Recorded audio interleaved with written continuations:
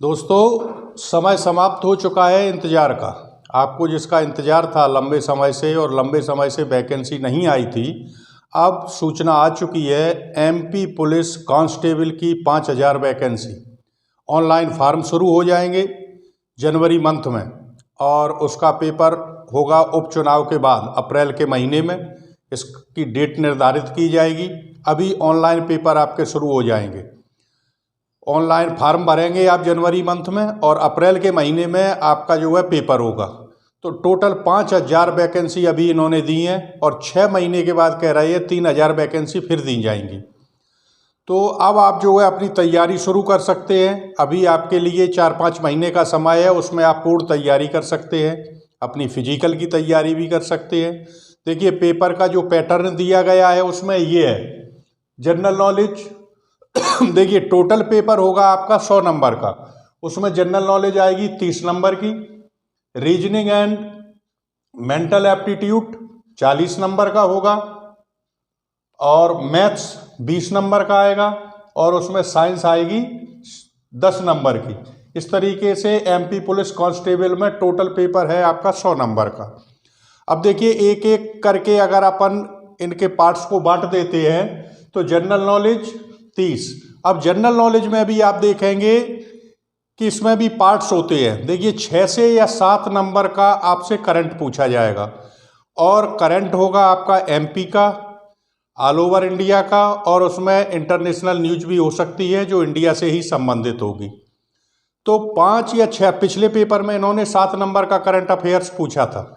अब current affairs में आज की जैसे उपचुनाव यहाँ होंगे और उपचुनाव के बाद आपका पेपर होगा, तो टोटल यहाँ जो उपचुनाव में टक्कर रहेगी वो रहेगी बीजेपी और कांग्रेस की। तो आपसे पूछा जा सकता है कि नगर पालिकाएँ कितनी जो है बीजेपी के पक्ष में गई हैं और कितनी सीटें जो है कांग्रेस के पक्ष में गई हैं। कभी कभी ये होता है कि जब ये दोनों पार्टियां चुनाव लड़ रही होती हैं तो कई नगर निगम ऐसे आएंगे, नगर पालिकाएँ ऐसी होंगी आपके सामने जहां पार्षदों की संख्या अन्य पार्टियों की भी ज़्यादा हो सकती है।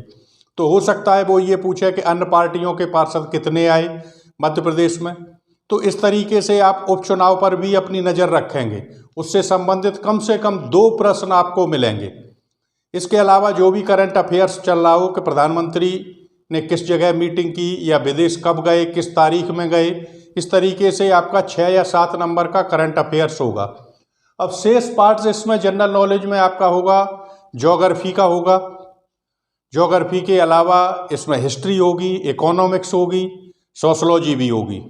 अब मान लीजिए हिस्ट्री का पार्ट से इन्होंने उठाया तो ज़्यादातर आपको हिस्ट्री कहाँ की देखनी है, आपको मध्य प्रदेश की देखनी है कि यहाँ पर जो रिवॉल्यूशन शुरू हुई थी कहाँ कहाँ शुरू हुई, किन किन राजाओं ने भाग लिए थे। स्वतंत्रता के बाद मध्य प्रदेश में ऐसे कौन कौन से ज़िले थे या कौन कौन से स्टेट थे जिन्होंने मिलने से मना कर दिया था। इस तरीके के हिस्ट्री के क्वेश्चन आपके हो सकते हैं। भौगोलिक स्थिति आपको पूरे मध्य प्रदेश की पता होना चाहिए कि कौन सी नदी कहाँ है, किस ज़िले में है, झीलें कहाँ पर हैं, नहर कहाँ पर है, बांध कहाँ बने हुए हैं, ये डैम किस नदी पर है। तो इस तरीके की भौगोलिक स्थिति आपको पूरे मध्य प्रदेश की पता होना चाहिए। इको में आप देखेंगे, इकोनॉमिक्स में, कि कोरोना पीरियड में आपकी आर्थिक स्थिति बिगड़ी, सभी राज्यों की बिगड़ी, तो मध्य प्रदेश पर उसका क्या प्रभाव पड़ा, वैकेंसीज क्यों कम आई थी, सरकार ने उसके लिए क्या क्या कार्य किए। तो इस तरीके से आपसे पूछा जा सकता है। तो भौगोलिक स्थिति आप इसकी पता कर लें मध्य प्रदेश की। देखिए, टोटल जो जनरल नॉलेज होती है उसमें किसी भी स्टेट का पेपर होता है, उसमें रूल्स ये है कि 45% स्टेट का होना चाहिए, जबकि पिछले पेपर में इन्होंने ऐसा नहीं किया था, मात्र 30% इन्होंने जो है स्टेट का पूछा था। लेकिन चांसेस ये रहते हैं कि 45 स्टेट का आएगा। तो ये जनरल नॉलेज का टॉपिक हम नेक्स्ट टाइम पे आपको नेक्स्ट वीडियो में हिस्ट्री के बारे में बताएंगे, इकोनॉमिक्स के बारे में नेक्स्ट वीडियो डालेंगे, सोशलॉजी का होगा, पॉलिटिक्स का होगा। तो एक एक करके सभी जो है चैप्टर हम आपके क्लियर करा देंगे। लेकिन अभी आप ये ध्यान रखें कि पेपर का पैटर्न ये है और वैकेंसी की सूचना आ चुकी है। जनवरी में वो क्लियर हो जाएगी और ऑनलाइन फार्म शुरू हो जाएंगे। उसके लिए नेक्स्ट वीडियो में हम आपको पुनः फिर बताएंगे। तब तक के लिए नमस्कार।